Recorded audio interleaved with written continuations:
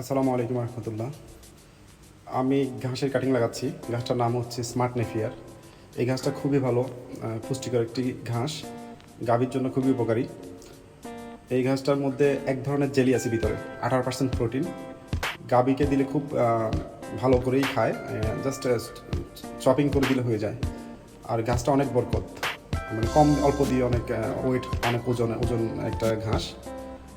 আমার এই ঘাস যেখানে লাগাচ্ছি, ঘাসের ভিটাটা হচ্ছে আমাদের আগে ছিল না, আমাদের পুকুরের উত্তর পাশ ভরাট করছি। ভরাট করার কারণে এখানে একটা বিটা হয়ে গেছে। বিটাটা আমি ভাবলাম যে বিটাটা পরে পরে রয়েছে, আমি এখানে ঘাস লাগাই দিই, এখান থেকে পরে ঘাসগুলো অন্য জায়গায় শিফট করে দেবো। তো এটা নিয়ে আমার আম্মা আমার প্রতি খুবই রাগ, আমার সাথে অনেক রাগারাগি করছে অলরেডি। আমি তারপরে কোনো রকম কনভিন্স করে লাগাইছি। আমার আম্মা বলতেন যে এটাতে সবজি বাগান করবে। ফাইনালি আমি কাজ করতে করতে টায়ার্ড হয়ে গেছি। আমার নিজের হাতের বানানো দধি খাচ্ছি, দেখতে পাচ্ছেন। টায়ার্ড তো হওয়ারই কথা, প্রচুর রোদ পড়তেছে বাইরে। আর আমরা কৃষক যারা আছি তারাই জানি বাইরে কী পরিমাণ রোদ পড়তেছে। আমাদের রোদ পড়লে তো কিছু করার নাই।